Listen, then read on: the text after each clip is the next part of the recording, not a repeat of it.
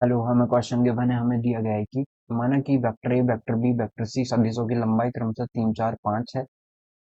माना vector A जो है बी प्लस सी के एवं बी सी प्लस ए के और ए प्लस बी सदिश के लंबवत है, तो vector A plus vector B, मतलब ये ए बी प्लस सी के, बी सी प्लस ए के, तो जरूर से सी ए प्लस ए के होगा यहाँ पे। और सी ए प्लस बी सदिश के लंबवत है, तो vector A plus vector B plus vector C की वैल्यू बतानी है। अब जब भी आपको पता होगा, जब भी दो वेक्टर परपेंडिकुलर हो जाते हैं, जब भी दो वेक्टर परपेंडिकुलर हो जाते हैं, मतलब उनके बीच का एंगल जो बन रहा है वो 90 डिग्री बन रहा है, तो ये तो पूरा जीरो हो जाएगा। मतलब दोनों के बीच का डॉट प्रोडक्ट जो होता है वो जीरो आ जाता है, आपको ये पता होगा।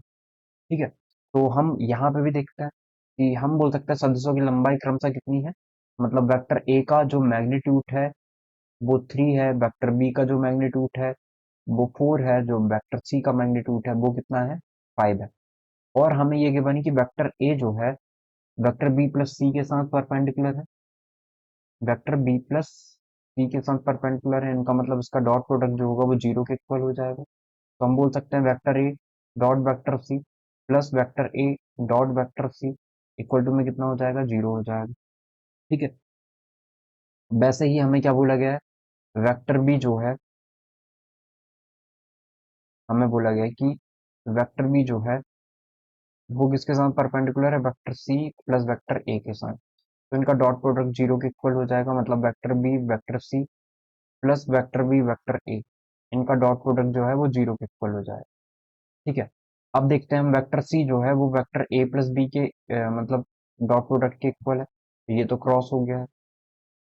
तो डॉट प्रोडक्ट के इक्वल है, मतलब vector A plus vector B के डॉट प्रोडक्ट के इक्वल है। तो वेक्टर सी इंटू में vector A plus vector C vector B equal to में जीरो, यही गिवन है हमें। तो यदि हम इसको देखें, ठीक है, तो हम क्या बोल सकते हैं यहाँ पे कि vector A dot vector B dot vector C vector B dot vector A, इस तरीके से ये सारी टर्म जीरो है। हमें वैल्यू किसकी बतानी, हमें तो वैल्यू बतानी vector A plus vector B plus vector C equal to कितना हो जाएगा। तो हम तो इसको डायरेक्ट बता नहीं पाएंगे, तो हम क्या करते हैं, इसका स्क्वायर निकाल लेते हैं। इसका स्क्वायर कितना होगा, मैग्नीट्यूड ऑफ वेक्टर ए के मैग्नीट्यूड ऑफ वेक्टर बी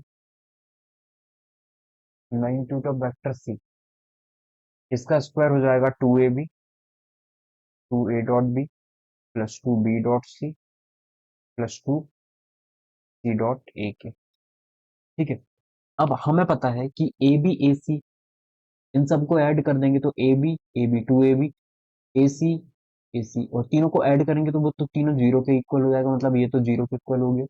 तो हम बोलते हैं ए plus B plus C vector का स्क्वायर।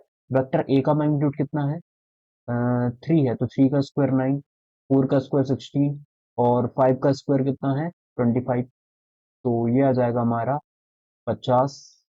और हमें निकालना था vector A plus vector B plus vector C का मैग्नीट्यूड, तो स्क्वायर रूट ले लेते हैं बोथ साइड, तो इसका भी स्क्वायर रूट हो जाएगा, मतलब ये आ जाएगा 5√2। और ये हमारा करेक्ट आंसर होगा।